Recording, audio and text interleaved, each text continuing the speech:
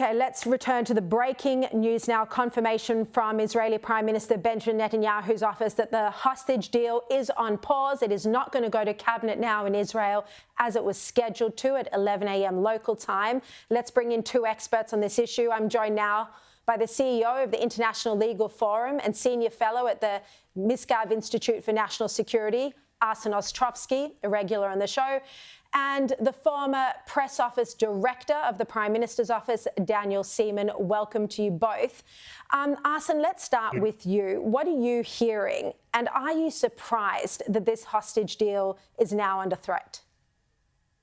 No, I don't think anyone should be surprised. You know, cheaters don't change their spots, nor do terror groups like Hamas. This is a last-minute attempt, essentially, by them to extort and blackmail Israel into making even further concessions, specifically here into having a say on the terrorists that are supposed to be released. This is something that is outside the scope of the agreement, something outside what the parties had agreed to, along with the mediators. So essentially, it is Hamas trying to blackmail Israel on the last second of the negotiations and just before the signing of any agreement.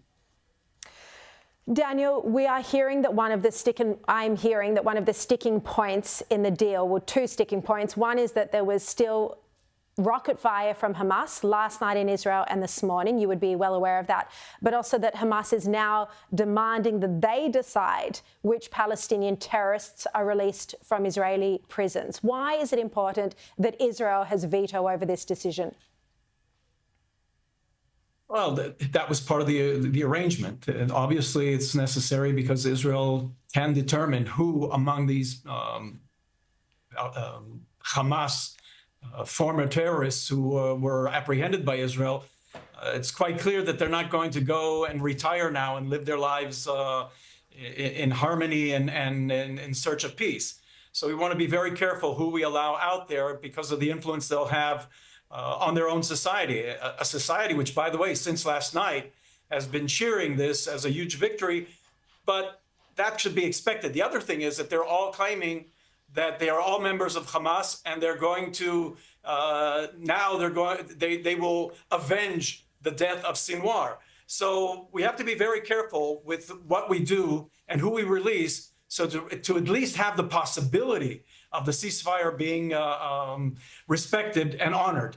Not that we've had anything from the past that can make us believe that this will happen.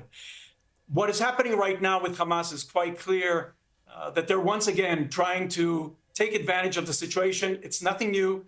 This happened with the situation with Hezbollah. It happened with the peace treaty or with the ceasefire that was reached in Lebanon. Hezbollah has been consistently and persistently trying to violate it or trying to get advantages because Israel is not there. The thing is that there's a difference now between what they've been used to, because in the past, Israel would usually complain to the countries that have given us, that had promised that this would be observed. Now we're not doing that anymore, and the same thing is going to happen in Gaza with Hamas. And this, by the actions taken by the Prime Minister, is making it very clear to them that what they were used to in the past is not going to happen anymore. The Middle East has changed, Israel has changed, and they should be aware that either they fulfill the requirements and what they agreed to, or they will suffer the consequences. Arsen, what I've been struggling with this deal, and absolutely I 100% think, and not just as a mother, but as a human, I think there's no measure you wouldn't go to bring hostages home. But what I struggle with is, why couldn't America, Qatar, Israel have forced Hamas into a better deal? I mean, Hamas is virtually eliminated. So how did they have so much negotiating power to demand 1,000 prisoners be released, to demand only 3 hostages a week? You know, it just doesn't seem like a good deal. Look, there are a lot of things here that certainly don't add up, and these are difficult hours and days. And you know, I think, as you noted in the beginning of your introduction, there's certainly some sense of relief, certainly for the hostage families that are about to see their loved ones. But this is no celebration. There were no easy choices here. There was only painful decisions that had to be made, and essentially Israel had to make a deal with the devil in order to secure the release of our of our loved ones. Unfortunately, this was the only deal on the table. It should not have been the case, but these are the circumstances. So yes, it does come with some element of risk. But Sharri, we're also taught that whoever saves a life, it is as though they save the entire world. We're dealing on the one hand, it's this sort of morbid equation with children, women who have been brutally raped, assaulted, elderly, wounded. And on the other hand, you're dealing with terrorists, bloodthirsty murderers who are to be released. But for Israel and for the Jewish state, the prerogative is to secure the release of hostages. And that was absolutely paramount, because whereas we place the ultimate prerogative on life, they place their prerogative on death. Daniel, it is going to be very hard for Israel emotionally when, and provided this deal goes ahead, when there are weeks, when families or people are going to be looking forward to the release of 3 hostages, and it's body bags that come home. Yeah, this whole situation is heart-wrenching.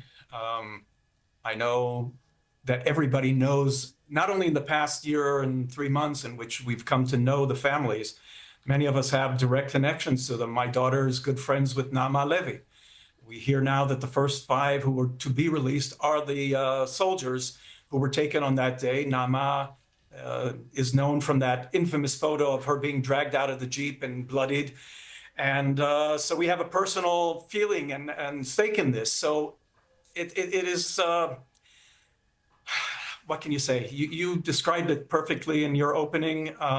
Here, we also, all of us, know somebody who has fallen. My son had a friend who he grew up with in high school, fell in battle just a month ago. So these things this is the situation we're in at the moment. There will be tremendous joy and satisfaction in them being sent home. But at the same time, we know that there's a lot that they're not telling us. And they're using this for psychological elements of psychological warfare that they conduct against us, in order to tear apart our society, but also to cause pain amongst us. And you asked about the conditions. They're not looking for a ceasefire. They don't care about the ceasefire. They're not looking for an exchange. The whole purpose of what they're doing is to cause pain and emotional trauma among Israelis. They just don't understand. I think that's exactly right. Hamas hasn't cared about Palestinian civilians the entire way through. If they did, they wouldn't have launched the attack on Israel on October 7 in the first place, because obviously they would know that Israel would need to retrieve its hostages, bring its people home and respond. So, but Hamas doesn't care how many people it sacrifices. We have to remember that their population elected them.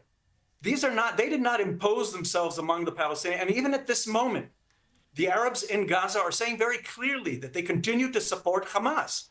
So when you vote and you elect and you support something, they continue to support the actions against Israel, there are consequences to that, as they've learned in the past year and 3 months.